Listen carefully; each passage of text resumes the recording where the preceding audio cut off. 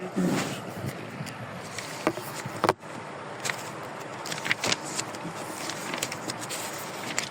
اللہ الرحمن الرحیم۔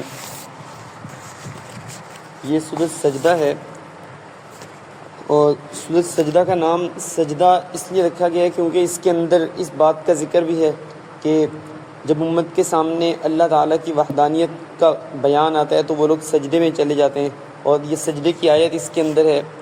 اس کے سجدہ کا والا نام رکھنے کی ایک یہ وجہ ہے، اور اس میں قرآن مجید کا اعجاز بتایا گیا ہے۔ اعجاز قرآن مجید کا یہ کہلاتا ہے کہ اس نے اپنا مقابلہ کرنے والوں کو عاجز کر دیا۔ کوئی مقابلے کے لیے آتا ہے تو وہ عاجز ہو جاتا ہے، وہ گھٹنے ٹیک دیتا ہے اور ہار مان جاتا ہے، اور ویسے اس کا اگر موافق ہو تو یاد کرنا چاہے تو دنیا کی سب سے آسان کتاب ہے، اور مقابلہ کرنا چاہے، اس جیسا کلام لانا چاہے تو مقابلہ کوئی کر نہیں سکتا، اس لحاظ سے مشکل ترین کتاب ہے۔ ایک ہی وقت میں ایک ہی کتاب وہ مشکل بھی ہے اور آسان بھی ہے، یہ اس کا معجزہ ہے۔ پھر انسانی کلام سے یہ بالکل علیحدہ ہے۔ انسان کے جو کلام کا انداز ہے اس سے قرآن مجید 100% الگ ہے، لیکن انسان کو پھر بھی سمجھ میں آتا ہے اس کا کلام، حالانکہ زبان وہی ہے، لیکن کلام کا انداز کلام انسانوں کا بالکل اس سے الگ ہے، اور انسانوں کو یہ والا سمجھ میں آتا ہے انسان اس ایسے انداز میں بات کر نہیں سکتے۔ ان سب کے باوجود مشرکین مکہ آپ صلی اللہ علیہ وسلم کے اوپر الزام لگاتے تھے کہ آپ صلی اللہ علیہ وسلم خود نعوذ باللہ یہ گھڑ کے لے آئے ہیں کلام۔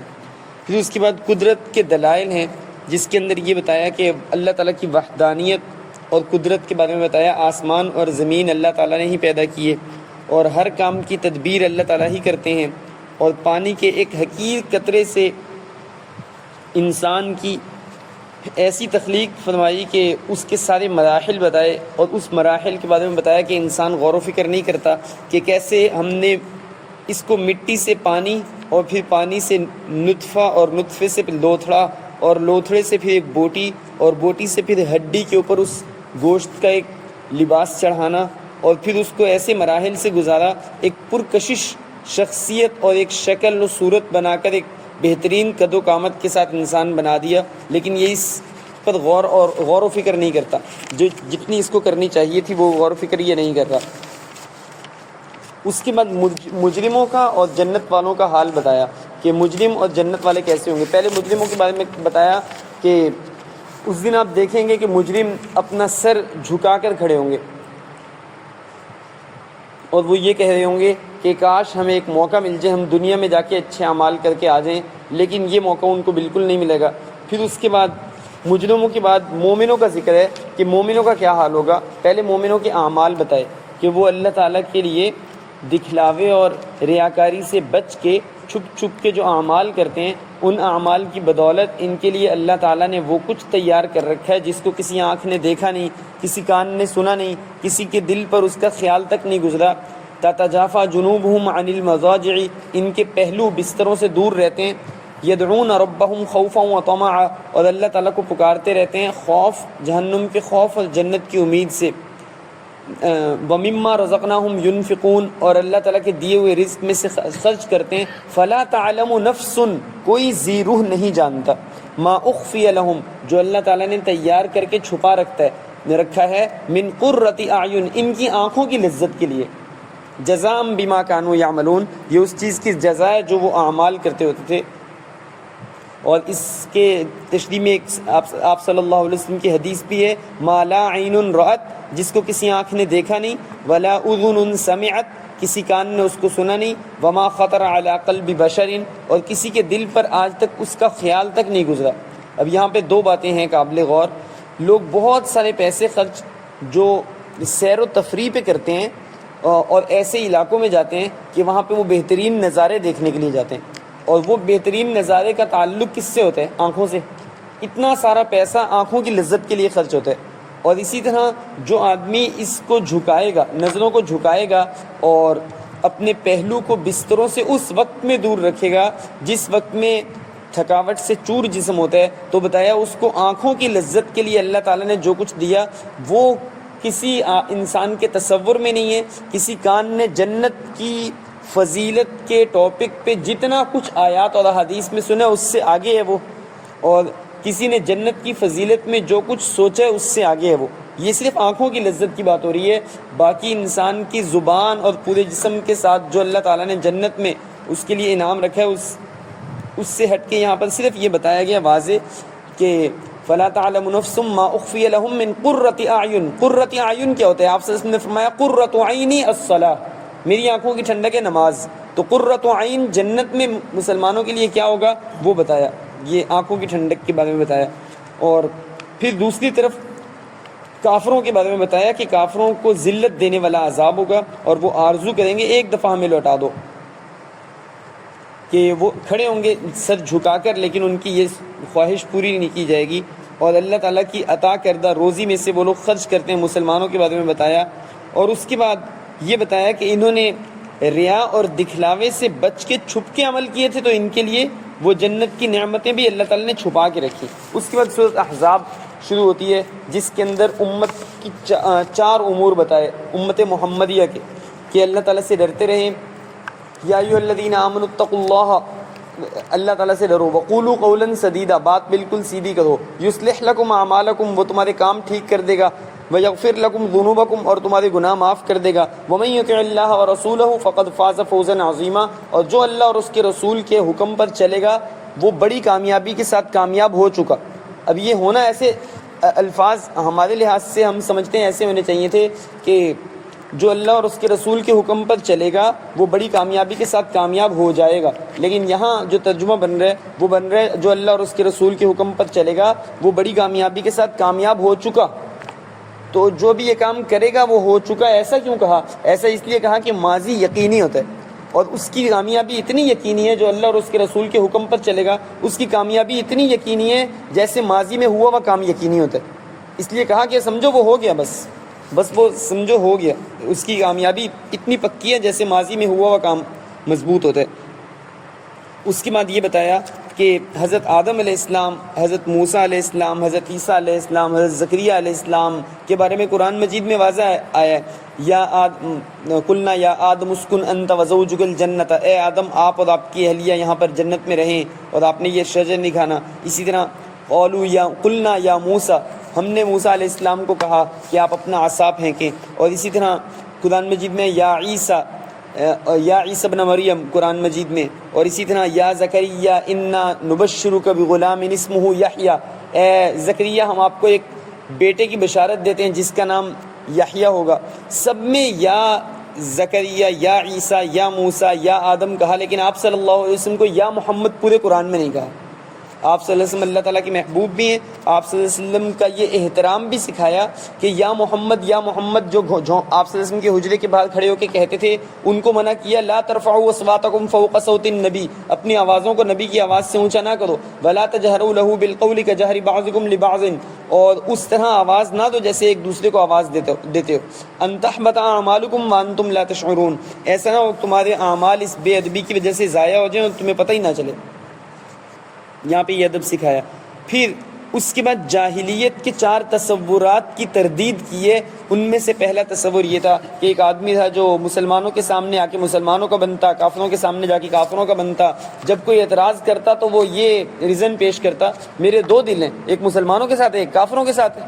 تو غلط تو نہیں کر رہا میں، جب مسلمانوں کے ساتھ آتا ہوں تو ایک دل کام کر رہا ہوتا ہے، اس سے میں مسلمانوں کے ساتھ ہوں کافروں کے ساتھ ہوں. تو یہ بتایا کہ اللہ تعالیٰ نے کسی کے سینے میں 2 دل نہیں بنائے. یہ بتایا ایک جاہلانہ تصور کی نفی، اور اس سے منافقین کی نفی بھی ہو گئی. منافقین بھی اس طرح کی بات کرتے تھے. دوسرا زہار کی نفی کی. زہار زہر سے بنا ہے، زہر کمر کو کہتے ہیں. اور اس زمانے میں کوئی یہ کہہ دیتا تھا نا اپنی بیوی کو کہ تمہاری کمر میری ماں کی طرح ہے، تو وہ بیوی اس کے اوپر ہمیشہ کے لیے حرام ہو جاتی تھی. یہاں پر بتایا کہ نہیں، ایسا کہنے سے ماں نہیں بن جاتی بیوی، جب ماں نہیں بن جاتی تو حرام بھی نہیں ہو جاتی. لہٰذا یہ قسم جو کسی نے اگر یہ کھا لی تو اس کا کفارہ ادا کرے، بیوی اس کے لیے حلال ہے. تیسری جو غلط فہمی تھی جاہلانہ اس کو وہ یہ تھی کہ منہ بولا بیٹا وہ اصلی بیٹے کے حکم میں سمجھا جاتا تھا، لہٰذا اس کی بیوی اصلی بہو سمجھی جاتی تھی. اور اصلی بہو سے چاہے بیٹا طلاق بھی دے دے یا بیٹا فوت بھی ہو جائے ہمیشہ کے لیے نکاح حرام ہوتا ہے.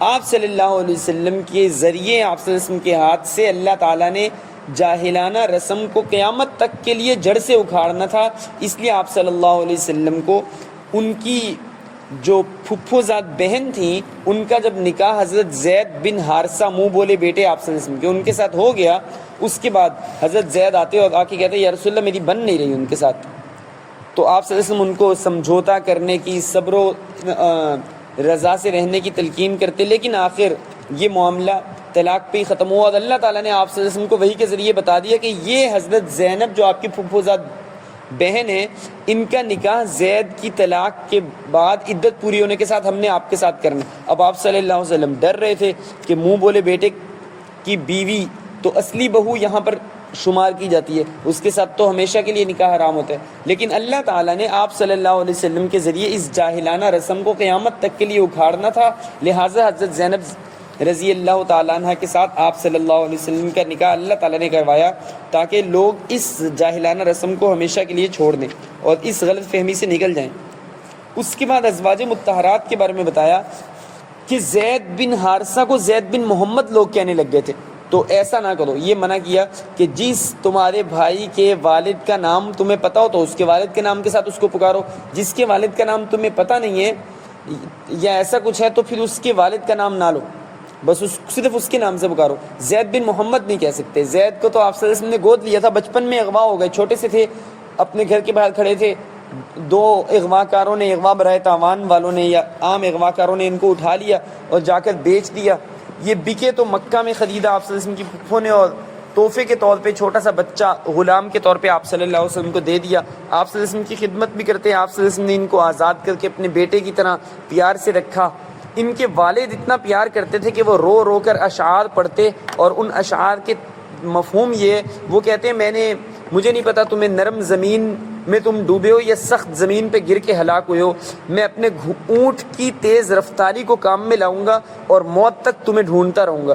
اور روتے جب موسم اچھا ہوتا ان کے اشعار جو وہ زید کی جدائی میں پڑھتے اس کا مفہوم یہ کہ جب موسم اچھا ہوتا ہے تو بھی تم مجھے یاد آتے ہو، بارش ہوتی ہے تو بھی تم مجھے یاد آتے ہو، ہے تمہاری جدائی نے تو مجھے مار دیا، اونٹ مر جائے گا چل چل کے لیکن میں تمہیں ڈھونڈ ڈھونڈ کے نہیں تھکوں گا۔ آخر ان کو پتہ چلا مکہ میں ایک آدمی کے پاس ہے تمہارا بیٹا، انہوں نے بہت سارا مال اور اپنے بھائی کو ساتھ لیا، لڑنا پڑا تو بھائی ساتھ مل کے لڑے گا، اغوا برائے تاوان والے ہوئے تو مال دے دوں گا۔ یہ دیکھ کر آپ صلی اللہ علیہ وسلم کے پاس آئے اور کہا یہ بہت سارا مال لایا ہوں، جتنا آپ منہ سے نکالیں منہ بولی رقم دوں گا، میرا بیٹا دے دیں۔ آپ صلی اللہ علیہ وسلم نے فرمایا کون سا بیٹا اور کون سی رقم؟ اگر زید تمہارا بیٹا ہے تو لے جاؤ، اور یہ رقم مجھے کس چیز کے معاوضے میں دے رہے ہو؟ آپ صلی اللہ علیہ وسلم نے حضرت زید رضی اللہ عنہ کو بلایا اور کہا یہ پہچانو یہ تمہارے والد ہیں، انہوں نے کہا یہ میرے والد ہیں، یہ میرے چچا ہیں۔ تو آپ صلی اللہ علیہ وسلم نے فرمایا کہ میری طرف سے تو کوئی رکاوٹ نہیں ہے۔ حضرت زید نے اپنے والد اور چچا کو جو جواب دیا وہ قابل تعریف ہے، انہوں نے اپنے والد کو کہا کہ میں وہاں سے آیا، یہ مجھے نہیں لائے، انہوں نے نہیں اغوا کیا، ان کے پاس تو شکر ہے میں اتنے شفیق آدمی کے پاس آ گیا اور میرے لیے یہ والدہ والد چچا سب کی جگہ ہیں، میں نہیں جانا چاہتا، مجھے جتنا انہوں نے پیار دیا مجھے ماں باپ کی کمی نہیں ہے اب تو۔ لیکن حضرت زید کے والد حارثہ رضی اللہ تعالیٰ کو تسلی ہوئی، اتنی تسلی ہوئی کہ ان کو ساتھ لے کر جانا ضروری نہیں سمجھا، بلکہ پہلے ضروری یہ سمجھا کہ میں جا کر ان کو تسلی دوں کہ وہ اپنے گھر سے بہتر گھر میں ہیں۔ بہرحال حضرت زید رضی اللہ تعالیٰ عنہ کیونکہ منہ بولے بیٹے تھے ان کے بارے میں یہ بات ہو گئی۔ اس کے بعد ازواج، کیونکہ یہ آیت ہے قرآن مجید میں کہ ما کان محمد ابا احد من رجالکم ولکن رسول اللہ وخاتم النبیین، مسلمان آپ صلی اللہ علیہ وسلم حضرت محمد صلی اللہ علیہ وسلم تمہارے مردوں میں سے کسی کے والد نہیں ہیں۔ اور ایسا کیوں ہے؟ اس غلط فہمی کو دور کرنے کے لیے کہ جیسے ایک امیر چودھری یا کوئی نمبردار وغیرہ فوت ہوتا ہے تو اس کا بیٹا پھر اس سیٹ پہ آتا ہے، آپ صلی اللہ علیہ وسلم کا کوئی حقیقی بیٹا حضرت ابراہیم بڑے ہونے سے پہلے، یعنی چلتے پھرتے تھے اس کے بعد فوت ہو گئے، بالغ ہونے سے پہلے، آپ صلی اللہ علیہ وسلم کا کوئی بیٹا ایسا نہیں ہے کہ آپ صلی اللہ علیہ وسلم کے فوت ہونے کے بعد لوگ اس کو نبی کہیں، تو حضرت زید تو سگے بیٹے نہیں ہیں۔ یہی کہا کہ منہ بولے بیٹا آپ صلی اللہ علیہ وسلم کا جو ہے وہ آپ صلی اللہ علیہ وسلم کا حقیقی بیٹا نہیں ہے، آپ صلی اللہ علیہ وسلم مردوں میں سے کسی کے والد نہیں ہیں، اور والد ہونے والا احترام ساری امت پہ آپ صلی اللہ علیہ وسلم کے لیے ضروری ہے کہ آپ صلی اللہ علیہ وسلم کا والد سے بھی بڑھ کے احترام کریں اور آپ صلی اللہ علیہ وسلم کی ازواج مطہرات کا اپنی ماؤں سے بڑھ کے احترام کریں، یعنی وہ احترام میں اتنی زیادہ ہیں کہ آپ صلی اللہ علیہ وسلم کی وفات کے بعد عدت پوری ہونے کے بعد آپ صلی اللہ علیہ وسلم کی ازواج مطہرات سے نکاح پھر بھی حرام ہے ساری عمر کے لیے، اور نکاح حرام ہونے کی وجہ احترام ہے، اور وہ والدہ والا احترام ہے. والدہ والے احترام میں بھی نکاح نہیں کر سکتے، تو بیٹا تو والدہ سے کبھی نہیں کر سکتا. تو یہی والی بات یہاں پر بتائی گئی ہے. اس کے بعد سورۃ احزاب جو 5 ہجری میں ہوئی شوال کے مہینے میں، اس کی چند چیزیں بتائی ہیں، اور اس کی باقی چیزیں تو آگے آئیں گی. اس کی یہ بتایا کہ 10 یا 15 ہزار کا لشکر تھا جو 3000 کے لشکر سے لڑنے کے لیے آیا. مسلمان ٹوٹل 3000 تھے، ان میں سے بھی بہت ساروں نے تو جو ایک طبقہ تھا مدینہ منورہ میں منافقین کا، وہ ساتھ تو چلا، راستے میں کسی بہانے واپس ہو گیا، اور جانے والوں کو بھی کہا کہ نہ جاؤ. مسلمانوں کے 3000 لوگ نکلے. حضرت سلمان فارسی رضی اللہ تعالیٰ عنہ کی رائے پر آپ صلی اللہ علیہ وسلم نے خندق کھودی جو مدینہ منورہ کے شمال مغرب میں تھی. شمال مغرب میں خندق کھودی ایک لمبی، جتنے ایریے سے اس کے آنے کا ڈر تھا اس اتنے ایریے پہ ایک جلد بہت تیزی سے ارجنٹلی خندق کھودی گئی، اور جس میں آپ صلی اللہ علیہ وسلم صحابہ خالی پیٹ کھود رہے تھے، دن رات کھود رہے تھے. اتنی خندق کھودنی تھی کہ وہ ڈھلان نہ ہو بلکہ ایک دم کٹ ہو اور وہاں سے گھوڑا چھلانگ نہ لگا سکے، اتنی گہری ہو اور اتنی کھلی ہو. تو یہ خندق کھودی. اس کے باوجود ان لوگوں نے مدینہ منورہ کے مسلمانوں کو صفحہ ہستی سے مٹانے کا فیصلہ کن اور آخری فیصلے کے طور پہ آئے تھے، اس لیے 1 مہینہ جان نہیں چھوڑی، گھیرا کر کے رکھا. اور اپنے ساتھ مسلمانوں کے مدینہ منورہ کی ریاست مدینہ کے بنو قریظہ، بنو نذیر اور بنو قریظہ اور اوس خزرج، بنو قینقاع، ان تینوں کو اپنے ساتھ ابو سفیان اور دیگر کافروں نے ملا لیا، خفیہ طور پہ ملا لیا. ان کا مسلمانوں کے ساتھ یہ ایگریمنٹ تھا کہ دشمنوں سے ہم لوگ مل کے اکٹھے لڑیں گے، ہمارے دشمنوں سے اکٹھے لڑیں گے، آپ کے دشمنوں سے اکٹھے لڑیں گے، کسی دشمن کو سپورٹ نہیں کریں گے جو باہمی کسی کا بھی دشمن ہوگا. اس ایگریمنٹ کو کھلی خلاف ورزی کر کے انہوں نے مسلمانوں کے خلاف ہو گئے. لیکن اللہ تعالیٰ نے ایک ایسی آندھی بھیجی جس سے مسلمانوں کی مدد ہوئی. کافروں کے سارے لشکر تتر بتر ہو گیا، وہ واپس چلے گئے. اب یہ جو یہود کے 2 قبیلے تھے، بنو قریظہ اور بنو نذیر، انہوں نے مسلمانوں کو، بچے کچے مسلمانوں کو مارنا تھا. آپ صلی اللہ علیہ وسلم اس غزوے کی طرف چلے گئے، اور آپ صلی اللہ علیہ وسلم نے جا کے پھر ان کے قلعے کا محاصرہ کیا. قلعے کا محاصرہ تب ختم ہوا جب آپ صلی اللہ علیہ وسلم نے ان کی اکانومی کے اوپر ہاتھ ڈالا، اور ان کی جو فصلیں اور ان کے کھجور کے درخت تھے وہ کاٹ کے ان کے پاس پیغام بھیجے کہ ہم تمہاری آمدن کے ذریعے کو ختم کر رہے ہیں. جب ایسا کیا تو انہوں نے قلعے کا دروازہ کھول کے ہار ماننے کا ارادہ کیا، اور ہار مانے تو 70 لوگوں کو سزائے موت سنائی گئی، اور انہی کے سابقہ سردار سے مشورہ ان کے سامنے کر کے سنائی گئی. حضرت کعب احبار جو اتنے زخمی ہو چکے تھے، اور دیگر ان کے وہ سابقہ یہودی سردار جو اتنے زخمی تھے غزوہ خندق کے موقع پہ کہ پیدل نہیں چل سکتے تھے، سواری پہ آ رہے تھے، آپ صلی اللہ علیہ وسلم نے ان سے پوچھا کیا سزا ہے غداروں کی، ایگریمنٹ کو توڑنے والوں کی، تو انہوں نے یہ اشارہ کیا. تو آپ صلی اللہ علیہ وسلم نے پھر ان کو حضرت علی رضی اللہ عنہ دیگر صحابہ کے ذریعے یہی سزا سنائی، اور ان کو سزائے موت تلوار سے ان کے گلے پر چلا کر بتائی گئی. اس کے بعد آپ صلی اللہ علیہ وسلم کی ازواج مطہرات، کیونکہ اس کے ساتھ ساتھ پیشن گوئی دی گئی کہ یہ فتح، اور اس کے بعد آپ کو دنیا کے جو بڑے بڑے ملک ہیں ان کی فتح اور سینکڑوں شہروں کی فتح، اور ساتھ یہ بھی بتایا گیا کہ نبی کریم صلی اللہ علیہ وسلم کو ماننے والے پوری دنیا کے اوپر غالب آئیں گے. بظاہر ماحول سازگار نہیں نظر آ رہا، لیکن جب اس کا وقت آئے گا تو ماحول بھی سازگار ہو جائے گا. لیکن ہمیں اس کے اوپر اعتماد کرنا چاہیے کہ پوری دنیا پہ اعلاء کلمۃ اللہ اور اسلام عزت کے ساتھ غالب ہو جائے گا. قرآن مجید کی آیت ہے وَأَنْتُمُ الْأَعْلَوْنَ إِن كُنتُمْ صَادِقِينَ، اگر سچے مومن ہوگے تو پوری دنیا پہ غالب عزت والی غلبہ اللہ تعالیٰ دیں گے. پھر ازواج مطہرات نے مطالبہ کیا تھا کہ ہمارا آپ نان نفقہ جو ہے اس کو کچھ بڑھائیں، تو آپ صلی اللہ علیہ وسلم کو اللہ تعالیٰ نے یہ بتایا کہ آپ ان کو آپشن دیں کہ یہ دنیا کی جو ایک زندگی ہے آسائش و آرام والی، اس کو حاصل کرنا چاہتی ہیں یا آپ کی زوجیت میں رہنا چاہتی ہیں. پھر اس کے بعد ان کو کچھ اصول بتائے گئے، 5-6 اصول جو ان کو مسلمان مستورات کو سب کو بتائے گئے. یہ 22ویں پارے کے شروع میں اور 21ویں پارے کے آخر میں آتا ہے. اس کو انشاءاللہ کل بتایا جائے گا. اللہ تعالیٰ عمل کی توفیق نصیب فرمائے. بسم اللہ الرحمن الرحیم. یا اول الاولین یا آخر الاخرین یا ذی القوۃ المتین یا ارحم الراحمین یا راحم المساکین. یا اللہ جو کچھ پڑھنے کی توفیق نصیب فرمائی، اس پہ عمل کی توفیق نصیب فرما. صلی اللہ تعالیٰ علی خیر خلقہ محمد وعلی آلہ وصحبہ اجمعین برحمتک یا ارحم الراحمین.